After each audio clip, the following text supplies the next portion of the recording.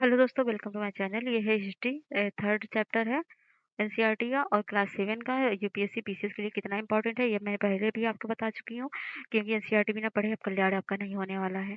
तो जिस तरह से पैटर्न चेंज होता जा रहा है, छोटे छोटे पॉइंट यहीं से मिलेंगे। आप एक कॉपी लेके बैठिए और छोटे छोटे जो मैं पॉइंट मेंशन करूँगी उसको नोट्स बनाते जाइए। खैर डिटेल नोट्स नहीं बनाने, छोटे छोटे पॉइंट बस लिख लीजिए। बाकी तो 11th 12th से आपने नोट्स बनाइएगा बढ़िया से। पहले इसको एक स्टोरी की तरह समझते जाइए, पढ़ते जाइए। ठीक है, हम टाइम का फालतू यूज नहीं करेंगे। यहाँ पे फटाफट आपको रिवीजन करवा देंगे एनसीईआरटी का। ठीक है, स्टार्ट करते हैं बिना टाइम वेस्ट किए। तो ये थर्ड चैप्टर जिसमें हम दिल्ली के सुल्तान के बारे में पढ़ेंगे। तो अध्याय सेकंड में आपने कावेरी डेल्टा के क्षेत्र में राज्यों के केंद्र बन गए थे, ये सब चीजें आप देख चुके हैं। तो अब तालिका फर्स्ट में नजर डालेंगे। यहाँ पर एक तालिका है। पहले तोमर राजपूत के काल में दिल्ली किस साम्राज्य की राजधानी बनी? 12वीं सदी के मध्य में तोमर और अजमेर के चौहानों, मतलब जिसमें चहमान जैसे नाम से जाना जाता है, इसके पहले मैंने बताया है, ने परास्त किया। तोमरों और चौहानों के राजकाल में ही दिल्ली वाणिज्य एवं महत्वपूर्ण केंद्र बन गया। इस शहर में बहुत सारे समृद्धशाली जैन व्यापारी रहते थे और जिन्होंने अनेक मंदिरों का निर्माण करवाया। यहाँ देहलीवाल कहे जाने वाला सिक्के भी डाले जाने थे, जो काफी प्रचलन में थे। 13वीं सदी के आरंभ में दिल्ली सल्तनत की एक स्थापना हुई और इसके साथ ही दिल्ली एक ऐसी राजधानी में बदल गया जिसका नियंत्रण इस उपमहाद्वीप के बहुत बड़े क्षेत्र पर फैल गया था। तो तो आप तालिका देखेंगे, यहाँ पर तालिका बनाई गई है जिसमें आप सब पढ़ेंगे कि अब कौन से राजपूत आए थे। तो दिल्ली के शासक के बारे में आप ध्यान से देख लीजिए। तो तोमर आरंभिक 12वीं शताब्दी मतलब 1165 में। तो अनंगपाल 1130 से 1145 और चौहान 1165 से 1192 और पृथ्वीराज चौहान 1175 से 1192। और प्रारंभिक तुर्की का शासन कब से था? 1206 से 1290, जिसमें कुतुबुद्दीन ऐबक 1206 से 1210 तक था। और उसके बाद इल्तुतमिश आया जो 1210 से 36 तक था, और रजियाई 36 से 40 तक, और गयासुद्दीन आया 66 से 87 तक। और उसके बाद खिलजी वंश आता है जिसमें 1290 से 1320 तक शासन था। जलालुद्दीन खिलजी 1290 से 96 में था, और अलाउद्दीन शाह 96 से 316 तक 1316 तक। तो तुगलक वंश में 1320 से 1414 तक था। गयासुद्दीन तुगलक 1320 से 24 तक था, और मोहम्मद तुगलक 1324 से 1351, और फिरोज शाह तुगलक 1351 से 1388। अलाई दरवाजा ये आप देख सकते हैं, फिगर देखते चलिए। और सैयद वंश में ये जो 1414 से 1451 में था, जिसमें खिद्र खां 1414 से 1421 तक था। लोधी वंश जो था 1451 से 1526 तक था। बहलोल लोधी जो कि 1451 से 1489 तक था। फिरोज शाह तुगलक का मकबरा ये देख लीजिए, दिल्ली के सुल्तान, ये मकबरा फिरोज शाह का मकबरा है, अलाई दरवाजा है। तो अब देखेंगे दिल्ली के सुल्तानों के बारे में जानकारी कैसे। तो हालांकि अभिलेख, सिक्कों और स्थापत्य के माध्यम से काफी सूचना मिलती है, जो कि मैंने आपको पहले भी पढ़ा दिया है इसको।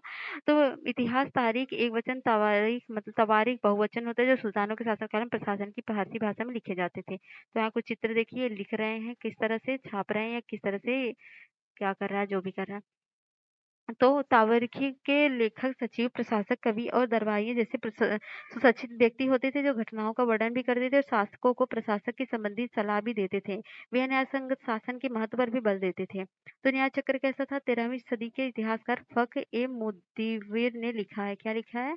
राजा का काम सैनिकों के बिना नहीं चल सकता था। सैनिक वेतन के बिना भी नहीं जी सकते थे। वेतन आता है किसानों के एकत्रित किए गए राजस्व से, मगर किसान भी राजस्व तभी चुका सकेंगे जब वो खुशहाल और प्रसन्न हो। तो ऐसा तभी हो सकता है जब राजा न्याय और ईमानदार प्रशासन को बढ़ावा दे। देखिए इस तरह की स्टेटमेंट भी देकर पूछ लेता है क्वेश्चन कि इसने इसे किसने कहा था? तो फकीह मुदब्बिर ने।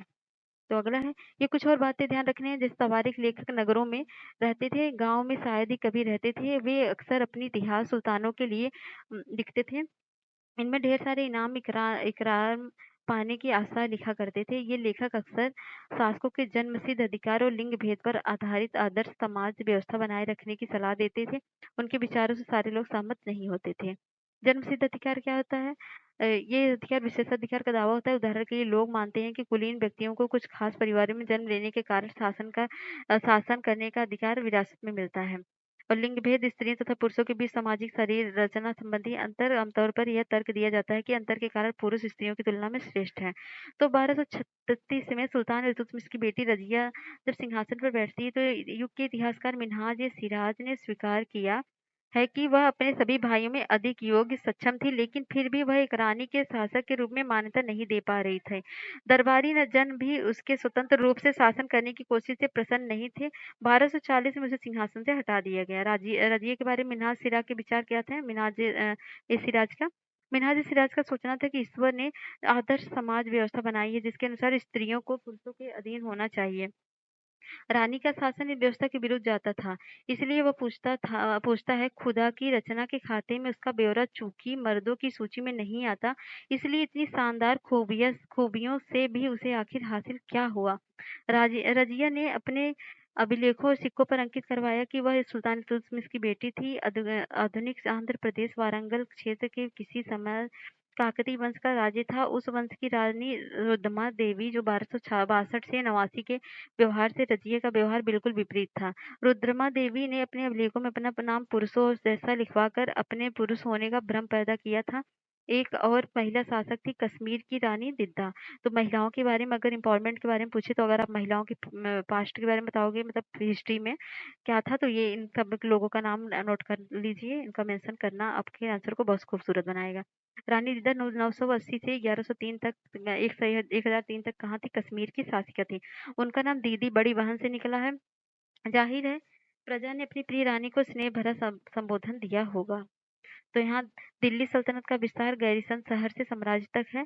तो ये आप देख सकते हैं यहाँ पूरा। ठीक है। तो 13वीं शताब्दी में आरंभिक वर्षों में दिल्ली के सुल्तानत का गैरसीन मतलब रक्षक सैनिकों की टुकड़ियों के निवास के लिए बने मजदूर किलेबंद शहरों में परे शायद ही कभी फैला हो। शहर में संबंध लेकिन उनसे दूर भीतरी प्रदेशों में उनका नियंत्रण न के बराबर था, इसलिए उन्हें आवश्यक सामग्री, रसद आदि के लिए व्यापार कर लूटमार करना पर भी निर्भर होना पड़ता था। दिल्ली के सुदूर बंगाल और सिंध के गैरिसन शहरों का नियंत्रण बहुत ही कठिन था। बगावत, युद्ध तथा यहाँ तक कि खराब मौसम से भी उनका संपर्क नाजुक सूत्र छिन्न भिन्न हो जाते थे। ठाकर को अफगानिस्तान से आने वाले हमलावरों और सूबेदारों से बराबर चुनौती मिलती रहती थी, जो जरा सी कमजोरी का आभास मिलते ही विद्रोह का झंडा खड़ा कर देते थे। इन चुनौतियों के चलते सल्तनत बड़ी मुश्किल से किसी तरह अपने आप को बचाए हुए थी।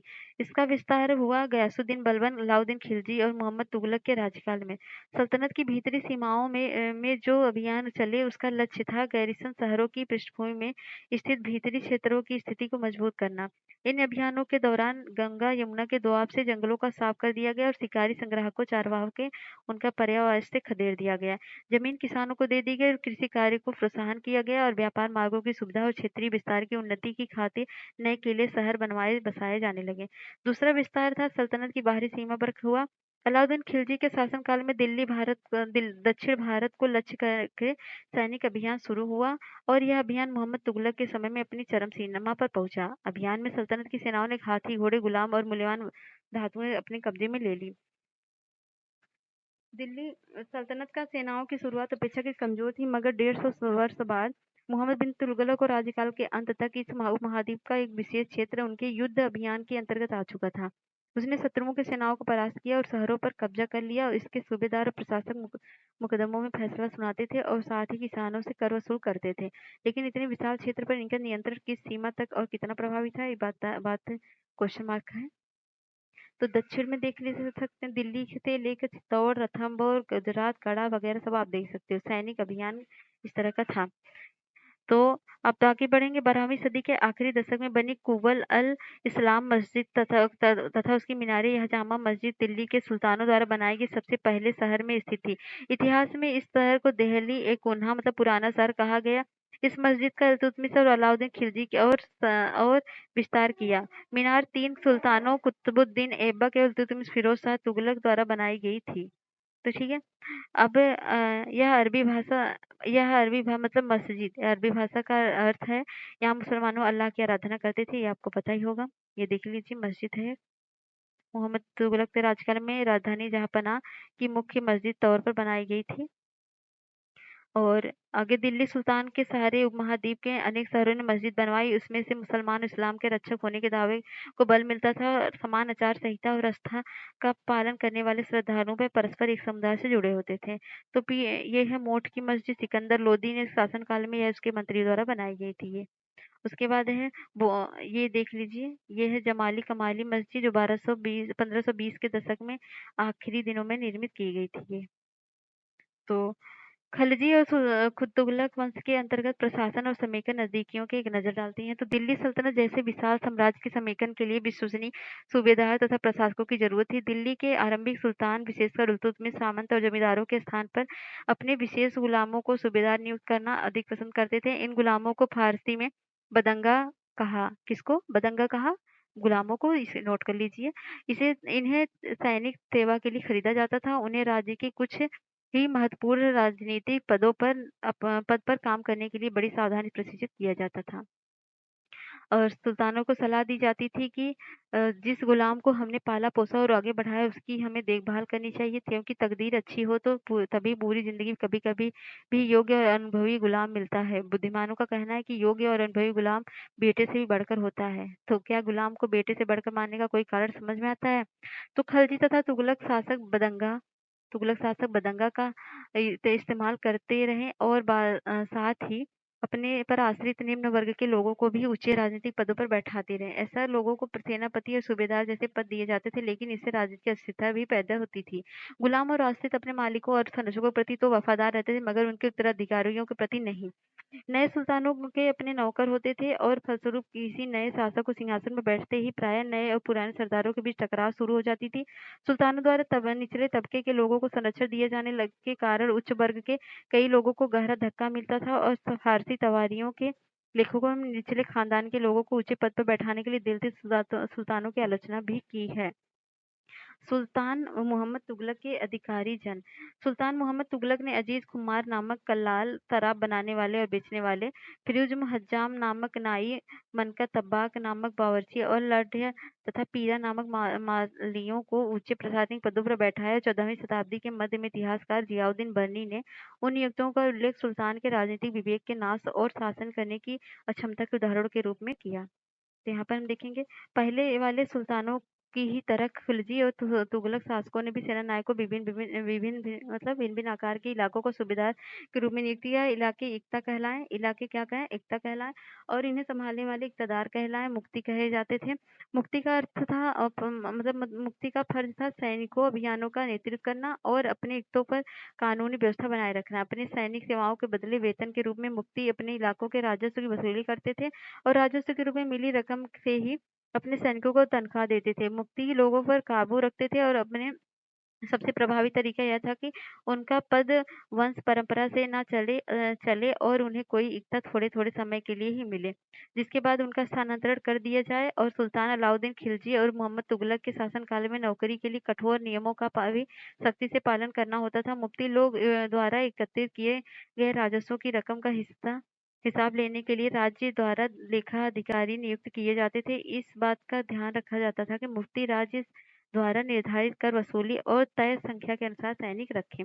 जब दिल्ली के सुल्तान शहरों के लिए दूर आंतरिक इलाकों में अपने अधिकार में ले आए तो उन्होंने भूमि के स्वामी सामंतों और अमीर जमींदारों को भी सत्ता के आगे झुकने को बाध्य कर दिया। अलाउद्दीन खिलजी के शासन में भू राजस्व के निर्धारण वसूली को कार्य का राज्य नियंत्रण को ले आया और स्थानीय सामंतों कर लगाने का अधिकार छीन लिया गया, बल्कि स्वयं उन्हें भी चुकाने को बाध्य किया गया। सुल्तान के प्रशासकों ने जमीन की पैमाइश की और हिसाब पर बड़ी सावधानी से रखा। कुछ पुराने सामंत और जमींदार राजस्व के निर्धारण और वसूली अधिकार के रूप में सल्तनत की नौकरी करने लगे और उस समय 3 तरह के कर थे। पहला कर था कृषि कर, जिसे खराज कहा जाता था, जो किसान की उपज का 50% होता था, और मवेशी पर और घरों पर। खिराज क्या था? कृषि कर था, जो 50% देना होता था। ये याद रखना जरूरी है कि महाद्वीप पर काफी बड़ा हिस्सा दिल्ली के सुल्तान के अधिकार से बाहर ही था। दिल्ली के बंगाल और सुदूर प्रांतों का नियंत्रण कठिन था और दक्षिण भारत का विजय के तुरंत बाद ही वह पूरा क्षेत्र फिर स्वतंत्र हो गया। यहाँ तक कि गंगा के मैदानी इलाकों में भी घने जंगलों वाले ऐसे क्षेत्र जिसमें पैठने सुल्तान की सेनाएं अक्षम थी। तो यहाँ पर हम देखेंगे सरदार और उनकी किलेबंदी। तो अफ्रीकी देश मोरक्को 14वीं सदी में भारत आए यात्री इब्न बतूता ने बतलाया और सरदार कभी-कभी चट्टानी उबड़-खाबड़ पहाड़ी इलाकों में किले बनाकर रहते थे और कभी-कभी बांस के झुरमुटों में भारत में बांस पोला नहीं होता, यहाँ बहुत बड़ा होता था। इसके अलग-अलग हिस्से आपस में इस तरह गुथे होते थे जिस तरह आग आग का भी असर नहीं होता था। वे कुल मिलाकर बहुत ही मजबूत होते थे और सरदार इन जंगलों में रहते थे। इसके लिए किले की प्राचीर का काम करते थे। इस दीवार के घेरे से ही उनके मवेशी और फसल रहते थे। अंदर ही पानी भी उपलब्ध रहता था अर्थात वह एकत्रित हुआ वर्षा का जल, इसलिए उन्हें प्रबल बलशाली सेनाओं को बिना हराया नहीं जा सकता था। ये सेनाएँ जंगल में घुसकर खास तौर से तैयार किए गए औजारों से बाँसों को काट डालती थी।